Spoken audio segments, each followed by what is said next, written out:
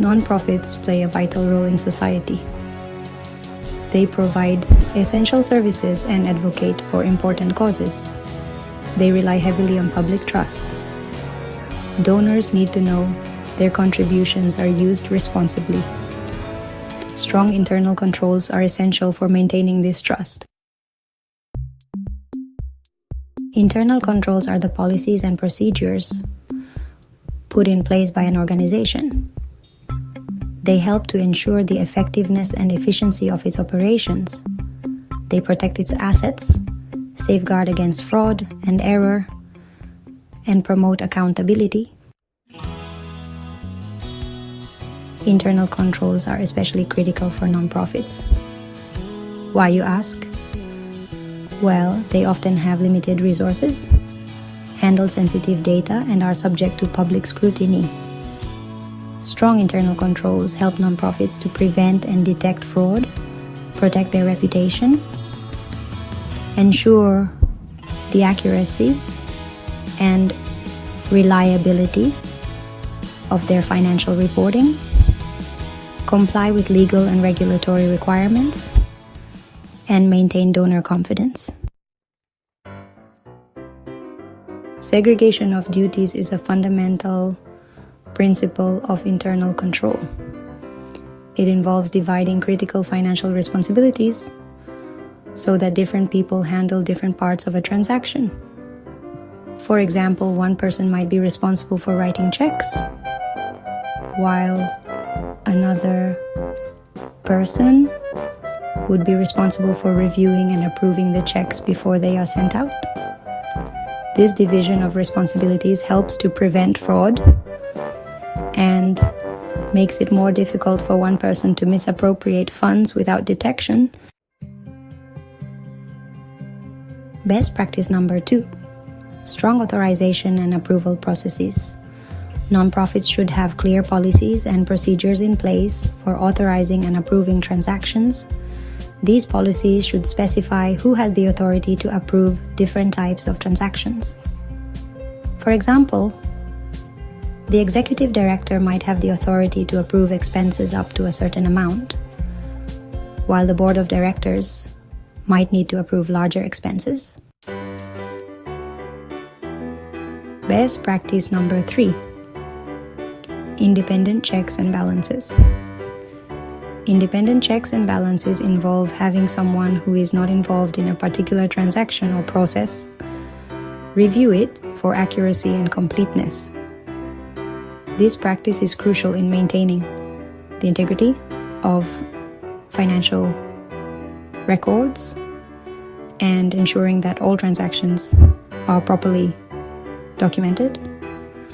By having an independent party review the work, organizations can catch mistakes that might have been overlooked by those directly involved. This could include having a bookkeeper reconcile bank statements each month, which helps to verify that all transactions are recorded correctly and that there are no discrepancies between the bank's records and the organization's records. Another example is having a finance committee review the organization's financial statements quarterly. This committee can provide an additional layer of oversight, ensuring that the financial statements are accurate and that the organization's financial health is being monitored regularly. Additionally, having an independent auditor conduct an annual audit is a best practice. The auditor's objective review can identify any issues or irregularities that need to be addressed, providing confidence to stakeholders that the financial statements are reliable. These independent checks help to ensure that errors are caught and corrected in a timely manner. They also promote transparency and accountability within the organization, fostering trust among stakeholders and ensuring that the organization operates efficiently and ethically. Real-life examples and case studies Unfortunately, there have been many instances of nonprofits experiencing financial mismanagement or fraud. These situations not only damage the reputation of the organizations involved, but also erode public trust in the nonprofit sector as a whole. When donors and stakeholders lose confidence, it becomes increasingly difficult for nonprofits to secure the funding and support they need to carry out their missions. This highlights the importance of strong internal controls. Effective internal controls are essential for preventing and detecting errors and fraud. They ensure that financial transactions are conducted properly and that assets are safeguarded. Without these controls, organizations are vulnerable to a range of risks that can have serious consequences. For example, a small nonprofit organization lacked proper segregation of duties.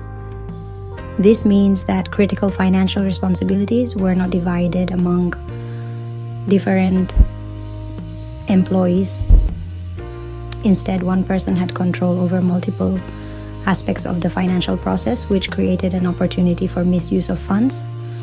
The same person was responsible for receiving donations, making bank deposits, and reconciling the bank statements. This concentration of duties made it easy for the individual to manipulate records and conceal fraudulent activities. This allowed the employee to embezzle funds over several years without detection. The lack of oversight and checks and balances meant that the fraudulent activities went unnoticed until it was too late, resulting in significant financial losses for the organization. Another example is a large charity that had weak controls over its credit card use. In this case, the organization did not have adequate policies and procedures in place to monitor and regulate the use of company credit cards. Employees were able to make personal purchases on their company credit cards without proper authorization or oversight.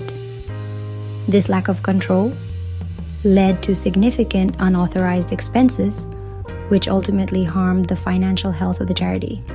These examples demonstrate the devastating consequences that can occur when nonprofits lack adequate internal controls. It is crucial for nonprofit organizations to implement and maintain robust internal control systems to protect their assets, ensure financial integrity, and maintain the trust of their donors and stakeholders. Conclusion: building a culture of accountability and transparency. Internal controls are not simply a box to be checked. They are essential for maintaining public trust, ensuring financial integrity, and achieving mission impact. By implementing strong internal controls and fostering a culture of accountability and transparency, nonprofits can focus on what they do best, making a positive difference in the world. Actionable advice for implementing internal controls. Implementing effective internal controls is crucial for any organization to ensure operational efficiency and safeguard against risks. Here are some actionable steps to help you get started. Start with a comprehensive risk assessment. This involves identifying potential risks that could impact your organization's objectives. Identify the areas of your organization that are most vulnerable to fraud, error, or inefficiency. This could include financial processes, data management, or operational workflows. Develop written policies and procedures that clearly outline the steps to mitigate these risks. Ensure these documents are accessible and understandable to all employees. Make sure everyone understands their roles and responsibilities within these controls. Provide regular training sessions to keep everyone informed and up to date. Educate your staff and volunteers on the importance of internal controls. Emphasize how these measures protect the organization and contribute to its success. Regularly review and update your controls to ensure they remain effective. This includes periodic audits and assessments to identify any gaps or areas for improvement. Make sure they are still relevant to your organization's operations.